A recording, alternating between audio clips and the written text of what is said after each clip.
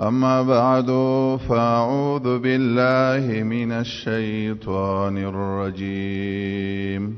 بسم الله الرحمن الرحيم. والذين تبوأوا الدار والإيمان من قبلهم يحبون من هاجر إليهم ولا يجدون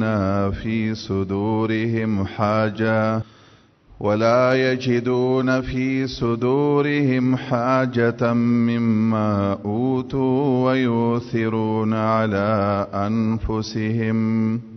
ولو كان بهم خصاصة ومن يوق شح نفسه فأولئك هم المفلحون. د مخکې دا موضوع را روانه وه،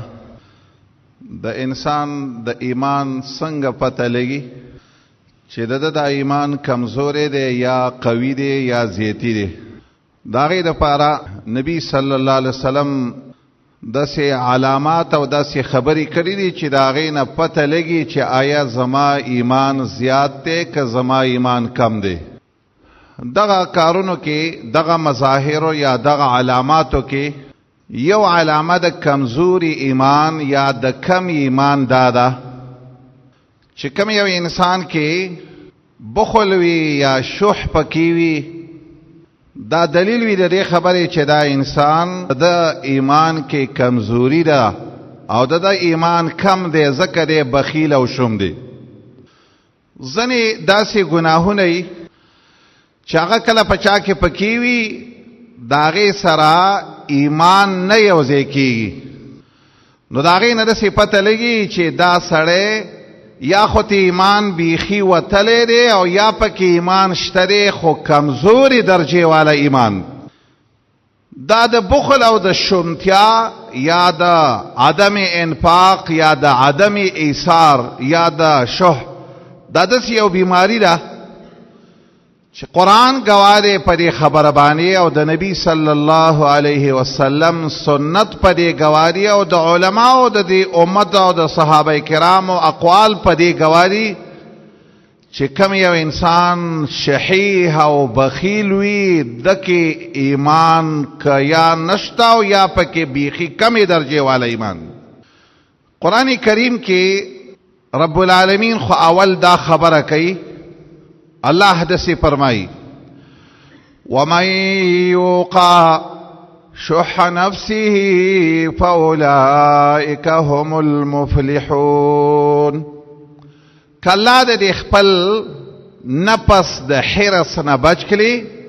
د دې د شومتیا نه بچ کړي، د دې د بخل نه الله بچ کړي. کم نفس ستا په دې نفس کې چې کم بخل دی، کم شومتیا ده، که د دین رب العالمین تخلاص کړي نو بس په دنیا کې به هم کامیاب او په آخرت کې به هم کامیاب. ابو المنهاج یو عالم دی، تابعی دی، ابو المنهاج الاسدی رحمه الله. دی وی ما یو ځل طواف کاوه د بیت الله، چې ما کله طواف کاوه زمانه یو سړی مخکې روان دی، زه نه پیژنم چې دا سړی څوک دی. دی چې کله طواف کوي په طواف کې صرف یو دعا کوي، یو الفاظ وایي، داسې وایي اللهم قنی شح نفسی، یا الله ما د خپل نفس د شح او د بخل او د حرص نه بچ کړه یا الله. وی ټول وچه کرې وواله او په دې وچه کره کې هم دقه یوه دعا کوله، یا الله دعا به الله ته کوله، الله ما د شح د نفس نه خلاص کا، ما د شح د نفس نه بچ کړه یا الله. زه ورته وایي را مخامخ شوم ابو المنهاج الاسدي وایي چې ما ورته مخامخ وکتل، نو ما ورته ویلې بله دعا ولې نه غواړې چې دا یوه دعا صرف کې چې الله ما د بخل نه بچ کړه، الله ما د شح نه بچ کړه، دا خبر اخیر ولې کې لږ. وایي ما ته ویلې اذا وقیت شح نفسي، کله چې ما خپل رب د شح نه بچ کړي او د بخل نه ما بچ کړي،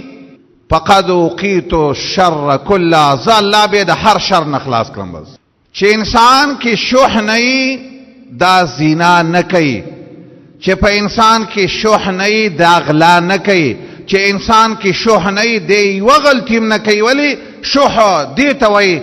چې الله درته څه ویلي هغه ته نه کې، چې الله درته وایي چې دا ورکه دا نه کې، چې الله دې د څه نه منع کوي د هغې نه منع کېږي، چې الله درته وایي دا نفس دې ولګوه نه لګې، چې الله درته وایي دا مال دې ولګوه نه لګې. دا په هره ګناه کې چې ته مبتلا کېږي د هغې وجه دا ده چې په تا کې بخل او شومتیا او شوه پکې دی لګ. او د قرآن ګواه دی چې الله په دې قرآن کې داسې فرمایي د محمد رسول الله په زمانه کې څه خلک سورة توبه کې الله وایي ومنهم من عاهد الله لئن آتانا من فضله. الله وایي په دې منافقانو کې څه خلک داسې وو چې الله سره دا وعده کړې وه یا الله تا سره مې وعده ده که تا مال خپل فضل مال راکو مال دې زیتیم نعمتونه راکړه لنصدقن یا الله موږ به صدقې کو موږ به نیک عمل شو خو ته خو یا الله مال لږ مال راکه. خو چې الله وایي ما ولا کله مال ورکو فلما اتاهم چې الله ولا مال ورکو بخیلو به شومتیایي شروع کړ وتولوا وهم معرضون. مخکې نه ویلي الله سوالونه به یې کول الله ته الله مال راکې الله مال راکې زما د سره وعده ده زه به دا کوم دا به. خو الله فرمایي چې کله وله ما مال ورکو په هغې نه وروسته په دې کې بخل پیدا شو او د کمې وعدې چې دی د الله سره کړې وه هغه وعدې هغې نه یې مخ واړاو نو قصه دا ته راورسېدله فعاقبهم نفاقا في قلوبهم الى يوم يلقونه. الله فرمایي د دې په وجه باندې چې بخل پکې راغی خپل خبرې خلاف یې وکړو الله ولا په دې زړه کې منافقت پیدا کو تر قیامت پورې به دا سړی د نفاق نه خلاص نشي دا به پوره ایمان والا نه دا به منافق انساني لګ. کله دې ځان ته سوچ وکړه مسلمان وروره ځنې وخت کې انسان په ځان نه پوهېږي خو دی بخیل وي دی شحیح وي د کې حرص امرض په ده کې پکې وي لږ تا ته به پته هم نه وي ته به وایې چې زه ښه سړی به ته به وایې چې زه پوره ایمان والا سړی ما خو دا خبره لږ واوره لږ ځان ته لږ سوچ وکړه تا کې که د حرص یا د شح یا د بخل ماده پکې وي ستا سره ایمان نشته یا کمزور ایمان دی. د الله نبی یو صحیح حدیث کې تاغه نه نقل دی د الله نبی دې څه فرمایي اتقوا سبع الموبقات. ای مؤمنانو د اوو ګناهونو نه ځان بچ کړئ او دا د اوو ګناهونه داسې دي چې دا الموبقات دا انسان تباه کوي دا انسان هلاکوي. ګورئ که دا ګناه د پکې راله دا به نه په دنیا کې کامیاب شي او نه به په آخرت کې کامیاب شي. دا اوه کم ګناهونه دي چې انسان تباه کوي. د ټولو نه صحابو د الله د رسول نه تپوس وکړو قیل یا رسول الله ما هي دا اوه ګناهونه داسې کوم دي چې په انسان کې رال بس هلاک به ته نه به په دنیا کې کامیاب شي او نه به په آخرت کې. د ټولو نه اول د الله نبی فرمایي الشرک بالله. شرک خو به د پکې نه دا خو یو ښکاره موضوع ده او دا خو یو ښکاره خبره ده. شرک او ایمان خو نه جمع کېږي. دا کېدی نشي چې ته د صحیح ایمان والی او په تا کې د شرک پکې وي.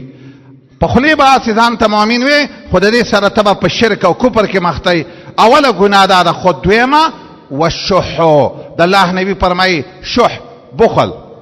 دا دویمه داسې ګناه ده. دا شح عربۍ کې دې ته وایي یو سړی د مال د راجمع کولو سوچ کوي راجمع کوه خو که بل طرف ته چرته چاته ضرورت پیدا شو که بل طرف ته یو مسکین ورته ویلې چې لږ څه شی راکړه که بل طرف ته د الله د دین په خاطر څه مال لګولو ته ضرورت راغی که بل طرف ته په چا یو مصیبت راغی که بل طرف ته دته پته ولګېده چې بل مسلمان په جیل کې پروت دی که بل طرف ته ورته پته ولګېده چې د بل مسلمان کپړې نشته دی د بل مسلمان بیمار پروت دی په هسپتال کې والله د کې شح پکې وي دی وایي خپل کار به کوي د هر چا خپل کار دی لګ. یو زمنګ صحابه او زمنګ پیغمبر و محمد صلی الله علیه وسلم زمنګ په دې نبی کې داس یو صفت پکې و چې زمنګ نبی کې د شومتیا د حرص ماده د سره ونه لګ. کله چې د الله نبی پیغمبر شو اولنۍ ورځې وي دا اولنۍ ورځې وي او د الله نبی ته دا وحی راله چې اقرا بسم ربک الذی خلق، قرآن وایا، د رب په مدد وایا. چې دا وحی وتراله چې کور ته راغی، اول خپل بیبي خدیجه ته ویلې، ویل ای خدیجه خشیت علی نفسی، ځان باندې یریدلې ما چې خراب بشم، هلاک بشم، مړ بشم. پته نه لګي داسې څه نوي حالات را باندې راغلي چې ما باندې مخکې داسې حالات نه راغلي. خو خدیجه ورته یو خبره کوي، ډېره عجیبه خبره ورته کوي. دې ته لږ ته سوچ وکړه، که دا غواړې چې الله ما په دنیا کې هم د شرم نه بچ کړي، که دا غواړې چې الله ما په دې قبر کې هم د شرم نه بچ کړي، که دا غواړې چې الله ما د قیامت په ورځ هم د شرم نه بچ کړي، دې خبرې ته سوچ وکړه. زموږ مور خدیجه ورته وایي کلا لا یخزیک الله ابدا، زما سړیا، زما خاونده، والله تا به رب چرته هم نه شرموي. لږ ویل ولې ته منځونه ډېر ښې، ته روجې ډېرې. دغه وخت کې لا نه منځونه و، نه روجې وې، نه بل شی و. په تا کې دا خبرې دي کم، انک لتصل الرحم، ته د خپلوۍ خیال ساتې. د خپلوۍ خیال ساتل څنګه دي؟ ستا خپلوان بیمار دی، غریب دی، ستا خپلوان وږی دی، تږی دی، کور یې نه. که ته رښتیا د خپل نبي په طریقه روانې، ته اول د خپلوۍ خیال وسات. علي ابن ابي طالب وایي زما وایي زړه داسې غواړي خپلوان سره 1 روپۍ ښه وکړمه او په بل چا 20 روپۍ صدقې کړمه. 20 روپۍ ما ته دا ښه ښکاري. په بل چا باندې 100 روپۍ خیراتي کړمه، په خپلوانو 20 روپۍ خیراتي کړمه، ما ته په دې کې ثواب. غلام آزاد کړمه او په خپلوان یو 100 روپۍ خیراتي کړمه، په دې کې ثواب او اجر زیات دی د دې بل چا د خیرات کول نه. اول خبره دا ده، دې خبره ته سوچ وکړه. ته خو د الله نبی یو د پکې دا کمال،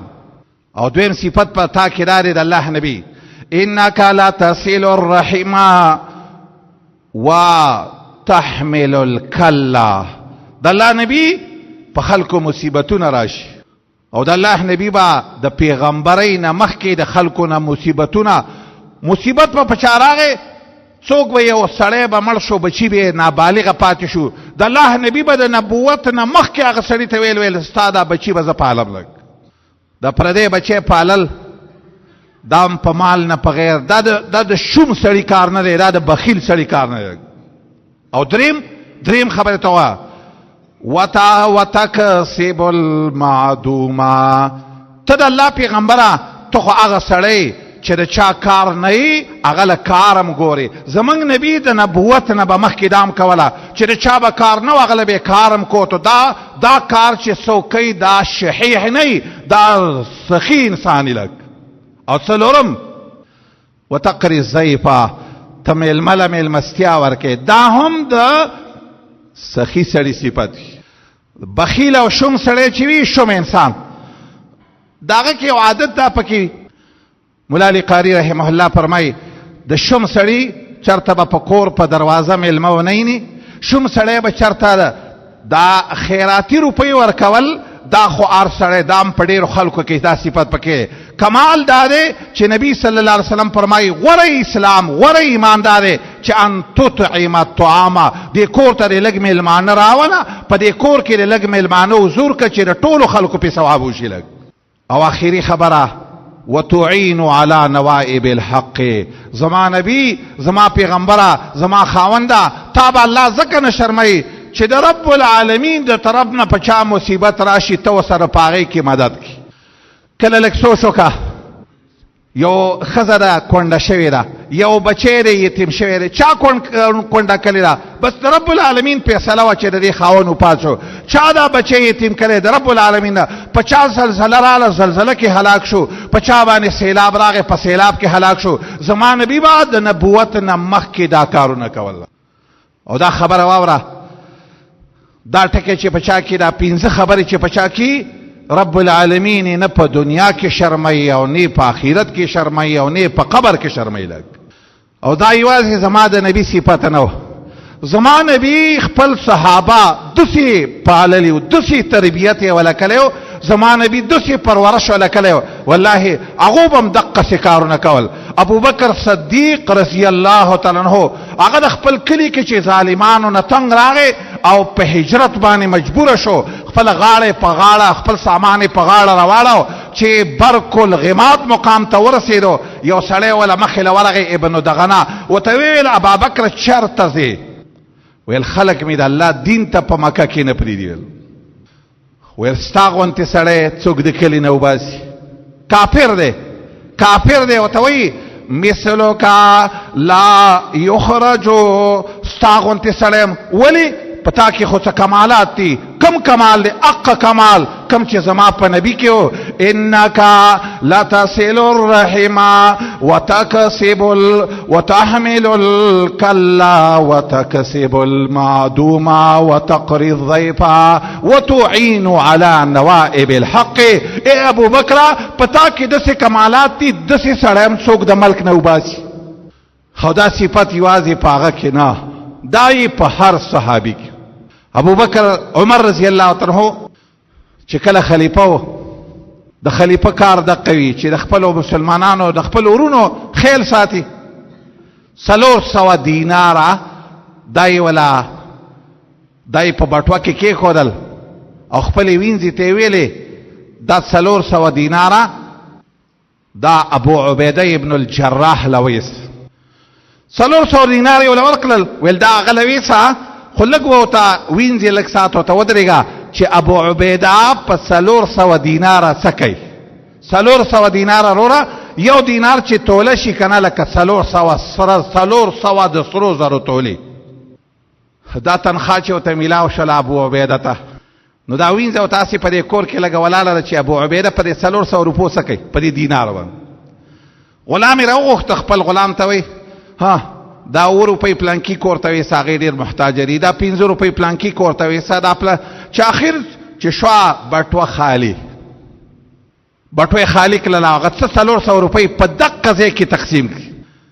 دغه وین زراله عمر ته وي چې هغه خو 300 روپۍ په قضیه کې خالی کړي هغه پاک ذات ولګولې 1 روپۍ یو دینار انتظار لپرینو ویل بټوه بیرته ډکه کړي دا بل بټوه ما ته وی دا 300 دینار معاذ ابن جبل ته وی صداوین زوي وی ما ته ویل چې دا وی سو خواغتم لګو ګورا چې هغه پیسې کایلک معاذ ابن جبل چې 300 روپۍ دینار راوړل بټوه ډکا او دا وین زو تاسو کور کې او طرف ته کې ناستله معاذ ابن جبل خپل وینځي ته وی ها دا روپۍ پلانکی کراوي صدا پلانکی کراوي سو غریبانان مسلمانان وګي دی وی هغه ته ضرورت ته زمنګ نه هغه ته زید اخر کې خبره دې تر ورسېدله تقسیمولي خزي وته یو کوټې د طرف نه आवाज وکړو معاذ ول منګم مسکینانی ولک زمن کور کې مسنشته دی معاذ ابن جبل ویل سیدا تیلې چې وکتل صرف 2 دیناره پات شو ول دا 2 دیناره تاسو په خپل ضرورت پوره کړئ عمر ته چې دا خبره راورسېده ویل رونه داسې وي مسلمانان داسې وي مؤمنان داسې وي چې هغه او قرآن گواه دی قرآن فرمایي داسې وي ويؤثرون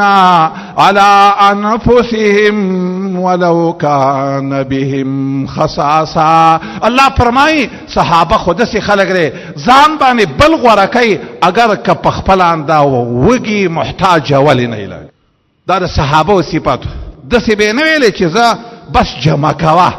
جمع کوا مال قطع ډیروا بنگلی جوړوا گاڑی پی اخلا زمکی پی اخلا اگر کبل مسلمان دولګي نه مرشي اگر کبل مسلمان نه کپړی وي اگر کبل مسلمان ټول ژوند خواري او د تکلیف سره مخامخ والله دا صحابه نو کړي ولی نه کولا دا مرزه دا خبره چې پچا کی وی ایمان او دا دوانه نه جمع کیږي لګ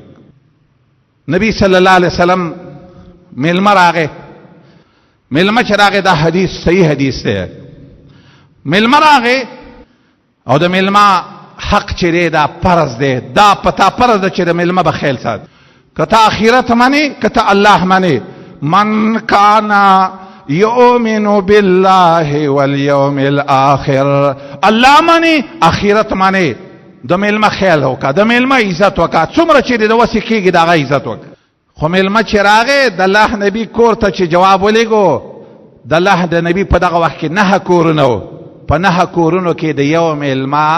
د ملمستیا پروګرام نه کېدو نو د الله نبی یو خبره کوي څوک شته پتا څوک صحابه مې یوسی فی الليل زما د ملما له بیګاله څوک روټي ورکی څوک به ملما کی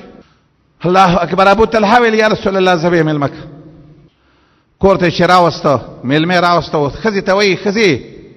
کور کې څه شته څوک دي رسه ما د رسول الله میلمه را روان کړی نو ښځې ورته څه وایي ښځې سړیه کور کې خو څه نشته صرف دومره څه شته دی چې د وړو ماشومانو کار پې کېږي نو سړی ورته وایي ښځې داسې کار وکړه واړه ماشومان څه اوده که په څه طریقه باندې خو د الله نبي میلمه دی دا میلمه مړول غواړي نو څه طریقه به کوو ماشومان یې چې اوده کړل ډوډۍ به ویل کېږي مخې ته چې ما او تا یې ورسره دواړه خورو لا د پردې حکم نه دی راغلی چې ما او تا یې ورسره خورو بیا خو د میلمه نه کېږي ته به ډیوې ته ورپاڅېږې او په نیت د سمولو به یې استمړه کې لږ زمونږ استاذ محترم و هغه به یو تعبیر کاو داسې تعبیر ښایسته تعبیر به یې کاو وی خاوند او ښځه ورسره هسې شړپ شړپ کوي لږ هسې خوله اړی راړی چې دا میلمه پویه نشي چې یاره دا ګنې زما سره خوراک نه کوي لږ خو کمال ته وګوره قرآن په داسې خلکو د پاره راغلی و د داسې خلکو صفتونه یې کړي و چې سار شو د الله نبي ته وحی راغلی ده او څه وحی راغلی ضحک الله البارحه من فلان و فلان بیګا شپه الله پلانکی او پلانکی ته خاندلې ولې داسې کاوله رب العالمین دومره خوشحاله او د دې ځکه هغې کې دا مرض د شه دا مرض د بخل دا مرض دا کو پتا کې پکې وي د الله نبی فرمایي و ګناهونه داسې دي چې دا انسان هلاکوي یو کله پکې شه در پکې وي که پتا کې بخل در پکې وي دا د ایمان سره نه جمع کیږي صحیح حدیث کې راغلی د ابو هريره حدیث دی د الله نبی داسې فرمایي لا يجتمعان غبار في سبيل الله ودخان جهنم في جوف عبد ابدا یو خبر واړه کله الله په لاره کې ستا پرې بدن باندې دوړه ولګېده د الله لار سره د ټولو نه اول مصداقي جهاد او بیا د الله لار ته جماعت لراځي دام د الله لار ده ته مانزل راځي دام د الله ته د جمعې مانزل راځي دام د الله لار ده که ته د علم د پاره راځي دام د الله لار ده که ته حج لځي دام د الله لار ده که ته خلکو ته د الله دین رسې دام د الله لار ده خدا دوړه چې د باندې ولګېده که نه د الله نبي داسې فرمایي یاد ساته دا او د جهنم اور ستا د بدن کې نشي جمع کېدلی یو به کېږي دوړه په ځان نن ولګوه چې د جهنم اور د باندې ونه لګېږي لږ د هغې لوګې د باندې لګېږي خو دویم یو خبره واوره دا لږه سوچ وکړه ولا یجتمع البخل والایمان فی جوف احد فی قلب احد دا مو اوره که ته بخیلې که ته شومې ایمان او بخل د چا په زړه کې نه جمع کېږي یو طرف به شي یا به د پکې بخل وي بیا د پکې ایمان نشته ای به د پکې ایمان خو هسې په نوم به مؤمنې هسې په کمه درجه کې به مؤمنې ورنه ګنې د الله نبي داسې فرمایي دا دواړه خبرې نه جمع کېږي بس خپل ځان ته کله سوچ وکړه څومره سخي او څومره بخیلي لږ ځان ته فکر وکړه د الله نبی والله زمون خو د الله په نبی باندې ایمان دی هغه چې څه وایي هغه د ځان نه وایي دا ورته رب العالمین دا خبرې کوي رب العالمین ورته داسې ویلي دي چې ګورې دا یاد ساته ایمان او بخل دواړه د چا په زړه کې نه جمع کېږي یو بل حدیث دی دا ابو سعید حدیث دی ابو سعید وایي رضی الله تعالی عنہ او دام حدیث صحیح حدیث د الله نبی داسې خبره کوي لخصلتان لا تجتمعان في مؤمن دو خویونه دي دو صفتونه دي دا په مؤمن کې نشي جمع کېدی یو البخل او دویم وسوء الخلق کته بخیلی کته بد اخلاق دی باندې ته پوه شه چې ته چې دا دو مرزه در پکې تا کې د ایمان خبره کمزوري ده لګ تا کې ایمان کمې ده تا کې د ایمان سخت نقصان پکې ده یو عالم داسې خبره کړې ده امام شعبی دی لوی عالم دی هغه وایي زه کله سوچ کومه چې جهنم ته به د کمې ګناه د وجې نه څوک ډېر ژور ورلېږي لږ ما ته په دې دوو ګناهونو کې داسې یو ګناه چې سړی یو الکذب دا دروغ چې څوک وایي زما یقین دی چې جهنم ته خو بځې، چې دروغ وایي جهنم ته خو بځې. خو ما ته دا پته نه وي چې آیا چا کې دا د دروغو مرض پکې چې دا به ډېر ژور کندې ته ورلیږي او که نه والبخلو، که چا کې دا د بخل مرض پکې چې دا به ډېر ژور کندې ته ورلیږي. لږ لا ادري ایهما ابعد غورا فی النار الکذب والبخل. کدا دو مرض ده پکې یاد ساته ورته خو بځي، خدا پته راته نشته دا غوي ما ته دا پته نشته چې آیا زبا د دې صفت سره به جهنم کې به کم یو سړی ډېر جوړ پروتي، شهیح او بخیل سړی به ډېر، او کو هغه انسان چې دروغ ډېر وایي. لږ یو عالم دی نوم یې دی حبیش ابن مبشر. حبیش ابن مبشر وای یو ځل زه د یو دو عالمانو سره ناستم. دا دوانه عالمان چې دي دا د دې امته غټ عالمان دي. یو احمد ابن حنبل دی، یو یحیی ابن معین. د دې دوانو سره چې زه کله ناستم وای ټول خلک راغونډ شوي دي. وای دې دوانو یو فیصله وکړه، یو خبره وکړه. خبره دا وکړه، اتفاق یې پرې وکړو. اتفقوا ویل خبره داره چې ما رأینا رجلا بخیلا صالحا، من چرتا بخیل سړی نیک عمله نه دی لیدلی. دا خبر یاد ساته، که ته شومې دا خبر ذهن کې کېده کېدی نشي دا خبره چې ته دې بخیل م او ته دې نیک عمله، دا نشي کېدلی. یو بل عالم دی ابو علی الزجاج رحمت الله علیه، وی ما یو ځل سوچ کاو په دې بخیل ټکی کې، په بخل په ټکی کې درې کلمات دي. په بخل پکې یو باده باڅته وی بلاء، یاد ساته بخیل انسانه ته په خپل ځان د پاره مصیبت. دویمه کلمه پکې سره خا خسران فی سعیه، تاوانی. درم په کلام دے ملوم علی بخله. شوم انسان کی دا مصیبت در باندې لګیدلې، مرض در باندې لګیدلې دی، او دا سه مرض دی چې هلاک بشي، یو عمل باندې کامیاب نشي. او دا یاد ساته د خلکو له طرف نه به ملومي، خلک بوای ای بد بیکاره سړیا، دومره مال د الله درکړی دی او ته بیا هم دا مال د الله په لار او د الله د دین او د دنیا د مسلمانانو په او د خلکو د ضرورتونو په باره کې نه لګېږي. یو بل عالم دی هغه وایي بشر ابن الحارث رحمت الله علیه، هغه وایي دو کسانو ته مو ګورئ، دو کسانو ته چې ګوري دا یو مګورئ قمقل سړي ته. ولی النظر الى الاحمق سخنة للعين، یاد ساته قمقل ته چې ګوري د خپل سترګو به قدرې دی وکړه. قمقل انسان ته چې ګوري سترګې نظر باندې خراب شي، تا د تعالی د سترګې الله دی نه دی، ته خو چې قمقل ته ګوري تا کې دغه بیوقوفتو بیرته پتا کې راځي. لګ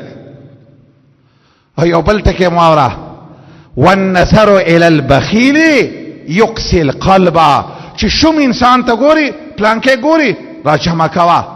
کوا حرس، بس ورځ هم د راجمه کول لپاره او شپې هم د راجمه کول لپاره، بیرته د راجمه کولو په چل پیږي خو بیرته د لګولو په چل نه پیږي. دې ته چې ته ګوري ستا به زړه داسې سخت شي چې څنګه د ده زړه سخت دی.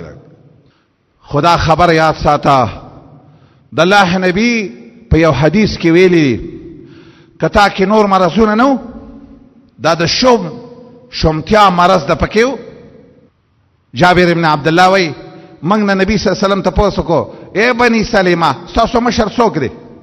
وای موږ ته ویلي جد ابن قیس الا ان نبخله، دا زمنګ مشر دی خو موږ شوم دی شوم مشر امره. د الله نبی فرمایلی و ای داء ادوا من البخل، د دین غت خطرناک مرض نشته چې پتا د بخل لګیدلې. د بخیل انسان د مشرۍ څخه کار دی،